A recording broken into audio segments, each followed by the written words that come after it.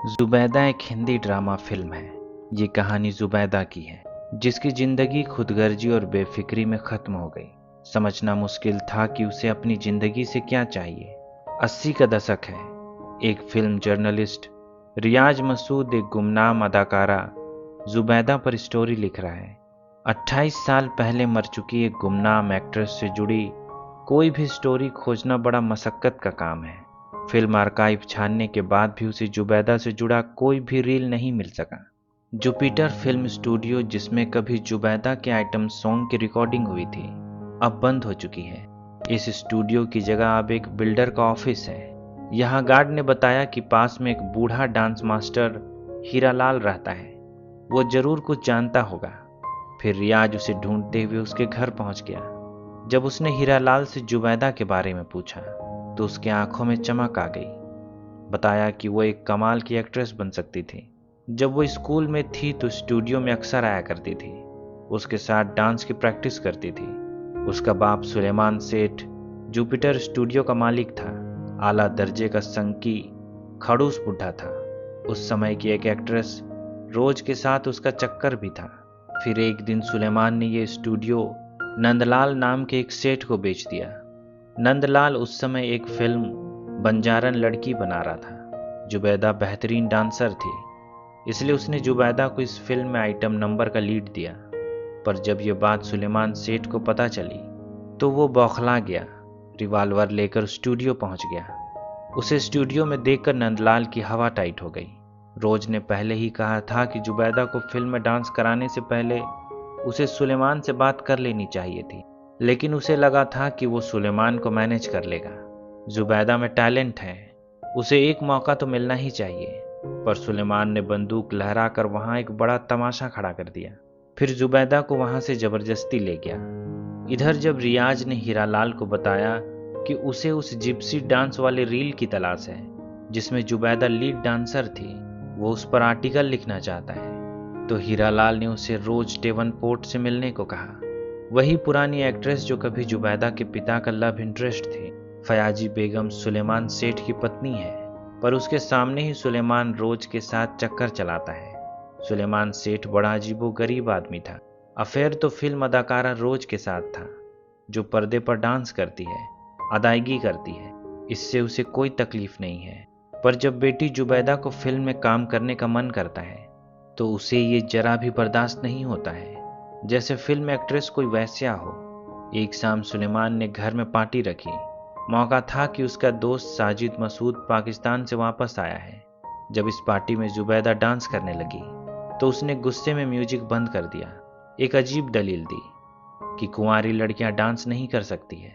फिर अपने दोस्त के बेटे महबूब आलम के साथ उसकी शादी की घोषणा कर दी। अजीब बात है, वो उसी लड़के के साथ तो डांस कर रही थी। फिर ऐतराज किस बात का था? जुबैदा शादी की बात से नाराज है, लेकिन पिता की खिलाफत करने से डर लगता है। अपनी माँ को कहती है कि मुझसे मेरी मर्जी क्यों नहीं पूछी गई, तो माँ ने समझाया कि उसे वही करना होगा जो उसके अब्बू ने तय किया है। सोचा था कि माँ उसकी हिमायत करेगी, पर माँ से कोई उम्मीद नहीं रही। इसलिए अगले दिन खुद पिता से कहती है कि वो कैसे उस आदमी से शादी कर सकती है जिससे वो प्यार नहीं करती है। तब पिता ने उसे झिड़क दिया कि प्यार मोहब्बत केवल शायरी और फिल्मों की बातें हैं, भला शादी के साथ इसका क्या ताल्लुक है। लाख ड्रामा करने, रोने, गिड़गिड़ाने के बावजूद उसकी शादी साजिद के बेटे महबूब आलम से करा दी गई। पिछले 10 महीनों से साजिद और उसका बेटा बंबई में सुलेमान के ही घर में रुके हैं। साजिद ने सोचा था कि इंडिया में कोई बिजनेस शुरू करेगा, लेकिन काम नहीं बन रहा है। ऊपर से यहाँ रहने पर एक बोझ होने का एहसास होता है। साजिद अपने बेटे बहू समेत कराची वापस जाना चाहता है। फिर जब पता चला कि जुबैदा प्रेग्नेंट है तो वापस लौटने का इरादा और भी ज्यादा बढ़ गया। लेकिन जुबैदा कराची नहीं जाना चाहती है। उसके पति महबूब को बंबई में एक नौकरी भी मिली है। अगर घर दामाद बनने में शर्म आ रही है तो किराए के मकान में भी रहा जा सकता है। पर महबूब को यह बात गले नहीं उतर रही है। हालांकि वे 9 महीनों तक रुके रहे, पर जैसे ही जुबैदा को बच्चा हुआ उन्होंने वापस जाने की बात फिर से शुरू कर दी। इस बात पर सुलेमान और साजिद में बहस हो गई। वे जाएं तो जाएं, पर जुबैदा और उसका बच्चा यहीं रहेगा। जिस तरह जुबैदा अपने पिता की मर्जी की गुलाम है, ठीक उसका पति भी अपने पिता की मर्जी का गुलाम है। पिता ने कहा कि इनसे रिश्ता तोड़ना होगा, तो बेटा महबूब बिना झिझके पत्नी और बच्चे को छोड़ने के लिए राजी हो गया। मेहर की रकम बड़ी थी, वापस नहीं कर सकता है। बंबई में बिजनेस सेट करने के चक्कर में सब खत्म हो गई, तो सुलेमान ने इसकी वसूली माफ कर दी। फिर झटपट तलाक हो गया। जर्नलिस्ट रियाज मसूद और कोई नहीं बल्कि जुबैदा और महबूब का बेटा है। 3 दशक बाद अपने माँ की मौत की कहानी जानने की मुहिम पर निकला है। जब डांसर हीरालाल ने उसे एक्ट्रेस रोज डेवनपोर्ट से मिलने को कहा था, तो वो उसे खोजते उसके चौल जैसे घर में पहुंच गया। गुजरे जमाने के सभी फिल्मी कामगार अब गरीबी में जी रहे हैं। यहाँ रोज बताती है कि जुबैदा में एक बड़ी एक्ट्रेस बनने के पूरे गुण थे। अगर उसकी माँ फयाजी बेगम में थोड़ा दम होता और वो सुलेमान को संभाल लेती, तो आज कहानी कुछ और होती। रोज बताती है कि अपने तलाक के बाद जुबैदा काफी उदास रहती थी, सो एक दिन वो उसे अपने साथ घुमाने ले गई। उसके पिता सुलेमान से कहा कि उसे राजभवन के गार्डन ले जा रही है, पर वो उसे बंबई के एक पोलो मैदान में ले गई। यहाँ कई अमीरजादे अपने अंग्रेज साहबों के छोड़े खेल का लुत्फ उठाते हैं। फतेहपुर का एक रजवाड़ा महाराजा विजेंद्र सिंह भी यहाँ पोलो खेलने आता है। रोज से पुरानी जान पहचान है। वे राजा साहब को विक्टर बुलाते हैं। खेल के बाद जब विक्टर ने रोज के साथ जुबैदा को देखा, तो बस देखता ही रह गया। उस शाम डिनर के दौरान उसने उसे एक कीमती हार गिफ्ट किया। रोज का आइडिया उन दोनों को मिलाने का था, सो आइडिया काम आ रहा है। जैसे जुबैदा मात्र एक हार से ठग ली गई हो। पर जब वो विक्टर के साथ डांस कर रही थी, तो होश आया कि वो एक बच्चे की माँ है, एक तलाकशुदा है। उसे अपनी इच्छाओं पर काबू रखना होगा।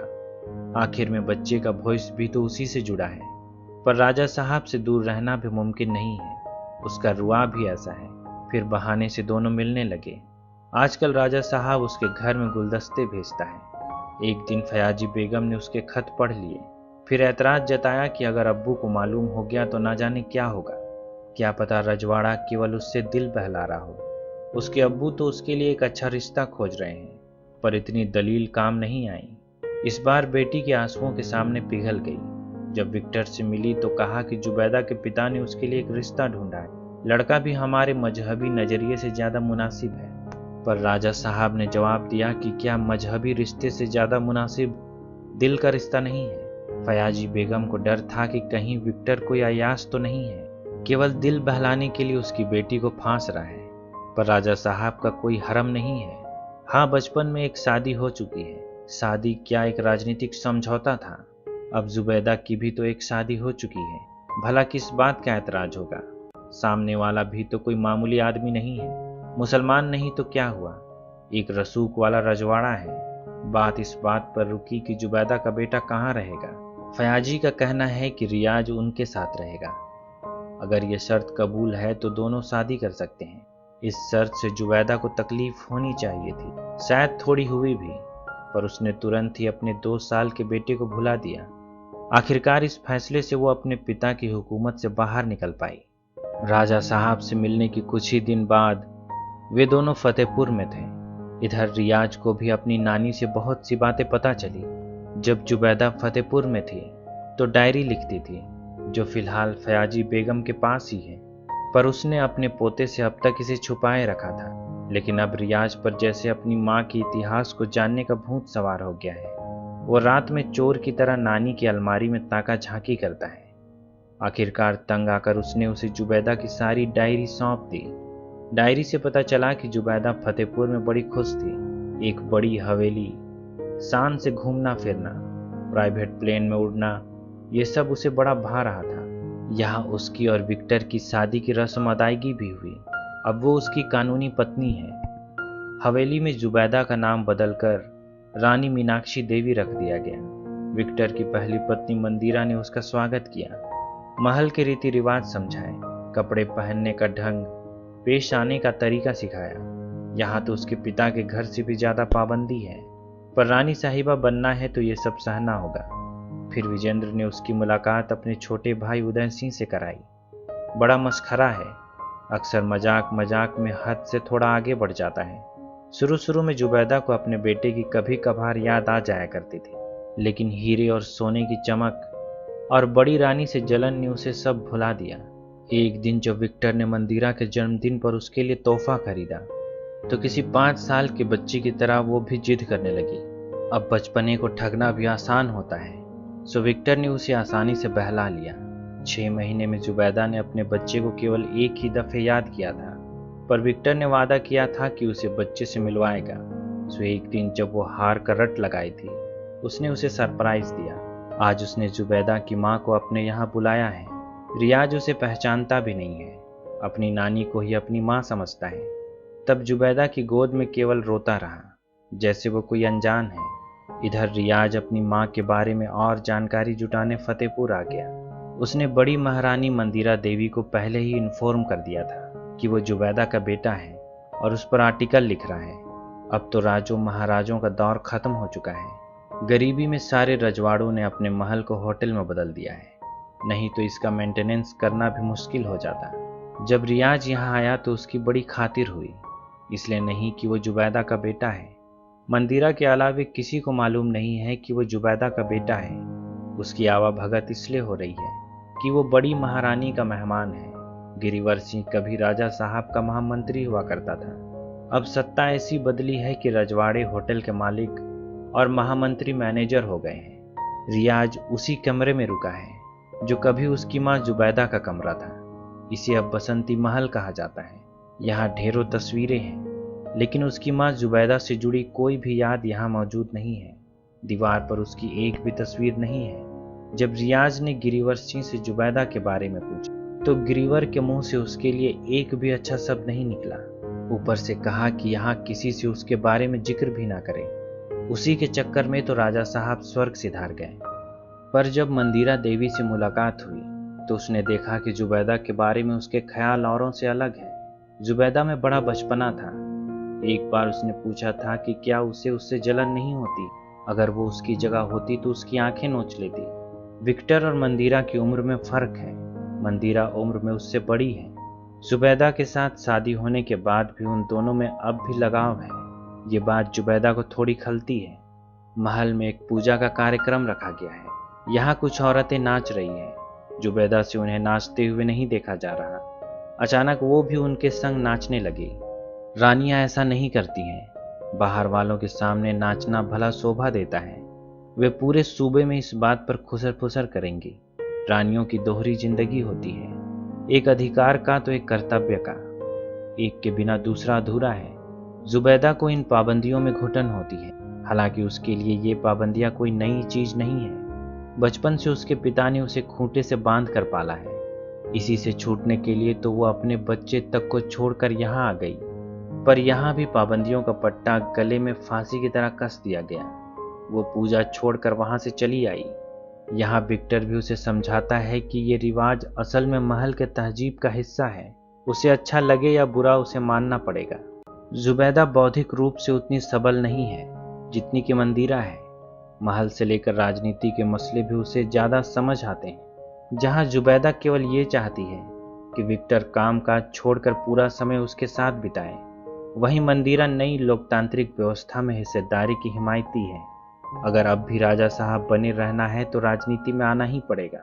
विक्टर के छोटे भाई उदय सिंह की नज़र जुबैदा पर किसी गिद्ध की तरह है। जुबैदा के बारे में उसके ख्याल बड़े गंदे हैं। मजाक के इशारे में वो अपनी हसरतें जाहिर करता है। जुबैदा को इस छेड़खानी के बारे में सीधे विक्टर से बात करनी चाहिए थी, लेकिन उसने ऐसा करने से पहले मंदिरा से बात की। मंदिरा ने कहा कि उदय को कुछ गलत समझने का मौका ही मत दो, वो अपने आप पीछे हट जाएगा। दोनों भाइयों में ऐसे भी नहीं बनती है। अगर तुम कुछ कहोगी तो आग में घी डालने का काम होगा। लेकिन फिर भी उसने विक्टर को बता ही दिया कि उदय का बात करने का तरीका उसके साथ ठीक नहीं है। पर तब विक्टर ने इसे उतना सीरियसली नहीं लिया। सोचा कि उदय मस्खरा है, मजाक करता होगा। आज़ादी के बाद भारत सरकार रियासतों को इसमें शामिल करने के लिए रजवाड़ों पर दबाव डाल रही है। विक्टर इन्हीं मसलों को लेकर उलझा रहता है। एक दिन जब जुबैदा अकेली थी तो उदय ने फिर उसके साथ बदतमीजी की। इस बार ये जबरदस्ती ज्यादा थी, पर जुबैदा ने साफ इनकार कर दिया। शुक्र है कि आज विक्टर भी जल्दी लौट आया। अब तो दोनों भाइयों में दूरियां और बढ़ गई। इधर गिरिवर सिंह ने रियाज को आगे की कहानी बताई। भारत सरकार के साथ मर्जर तो हमारी बर्बादी का सामान था। राजा साहब की गद्दी चली गई। इसकी वजह से एक मामूली किसान और राजा में कोई फर्क नहीं रह गया।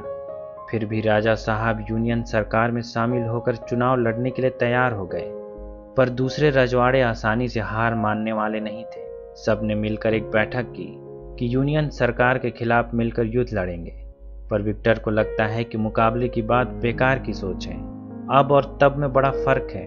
उन्हें मिलकर एक पार्टी बनानी चाहिए और चुनाव लड़ना चाहिए। बगावत का कोई भी मंसूबा देशद्रोह है, चाहे कोई रजवाड़ा चुनाव पसंद करे या ना करे। विक्टर को ये नई व्यवस्था समझ में आ गई थी। यही भविष्य है। उसने पार्टी बनाई और चुनाव में खड़ा हो गया। मंदिरा और विक्टर दोनों चुनाव प्रचार में एक दूसरे के साथ रहते हैं। पूरा दिन प्रचार और ऐसी ही गतिविधियों में निकल जाता है। कभी इस रियासत में तो कभी किसी दूसरे रियासत में वे चुनावी मुहिम में व्यस्त हो गए। पर यह बात जुबैदा को पसंद नहीं आ रही है। विक्टर अब उसे समय नहीं देता है। पूरा ध्यान केवल चुनाव पर लगा रखा है। उसे जलन भी होती है कि विक्टर पूरा समय मंदिरा के साथ रहता है। वैसे भी जुबैदा एक मुस्लिम है, इसलिए वो उसे अपने साथ चुनाव प्रचार में नहीं ले जाता है। कहीं छोटी रानी के मुस्लिम होने की बात से उसके जात के वोट कम ना हो जाएं। आखिर चुनाव एक लहर पर टिका होता है। एक गलत कदम और चुनाव की हवा बदल जाती है। राजनीति ऐसी ही तो है। विरोधी को कभी अपने पत्ते जाहिर नहीं करने चाहिए। पर जुबैदा कुछ भी समझने को तैयार नहीं है। उसे लगता है कि विक्टर का मन उससे ऊब गया है। वो उसके लिए एक खिलौना थी, एक गूंगी गुड़िया जिसे अब कूड़े में फेंका जा सकता है। चुनाव प्रचार के सिलसिले में विक्टर और मंदिरा को 1 महीने के लिए बाहर जाना है। उदय सिंह को भी मौका मिल गया। अब यहाँ जुबैदा का पक्ष लेने वाला कोई नहीं होगा। उसने फिर से उसे परेशान करना शुरू कर दिया। जुबैदा से ये सब बर्दाश्त नहीं होगा। अगली सुबह वो एरोड्रम चली गई। आज विक्टर और मंदिरा दिल्ली जा रहे हैं। जुबैदा ने चिल्लाना शुरू कर दिया कि वो भी दिल्ली जाएगी। उसने मंदिरा को धक्का देकर किनारे कर दिया। प्लेन में केवल 2 लोगों की जगह है। मजबूरन विक्टर को मंदिरा को वहीं छोड़ना पड़ा। आखिर सबके सामने तमाशे से बचना चाहता था, सो जुबैदा को लेकर उसने उड़ान भर दी। पर देखते देखते ही प्लेन में धमाका हुआ और प्लेन क्रैश हो गया। दोनों जुबैदा और विक्टर की मौत हो गई। शुरू में मंदिरा तो यही समझती थी कि हादसे की वजह जुबैदा है, पर अब लगता है कि यह हादसा नहीं था, बल्कि एक चुनावी हत्या थी। मौके पर उसकी जगह जुबैदा ने ले ली, इसलिए वो बच गई। उदय सिंह अब बुढ़ा हो चुका है। दिन भर होटल में बैठकर शराब पीता है। आज जब रियाज ने उससे छोटी रानी के बारे में पूछा तो कहता है कि कोई छोटी रानी नहीं थी। विक्टर की केवल एक ही पत्नी थी, राजमाता मंदिरा देवी। हाँ, 1-2 रखेल जरूर थी जो उसका दिल बहलाती थी। खैर, यहाँ जो भी हुआ, रियाज की मेहनत काम आई। उसे अपनी माँ से जुड़ी बहुत सी बातों का पता चला। मंदिरा देवी ने उसे जुबैदा की बची हुई कुछ चीजें लौटाई। इसमें उसकी तस्वीरें हैं। इन सामानों में बंजारन लड़की की फिल्म रील भी है। इसी के तलाश में तो वो शुरू से लगा था। पर आखिर तक रियाज को एक बात समझ में नहीं आई कि उसकी माँ जीवन से चाहती क्या थी। इसी के साथ ये कहानी खत्म हो जाती है। उम्मीद करता हूँ कि आपको ये कहानी पसंद आई होगी। अगर ऐसा है तो वीडियो को लाइक, शेयर और चैनल को सब्सक्राइब कर दें। अभी तक बने रहने के लिए शुक्रिया।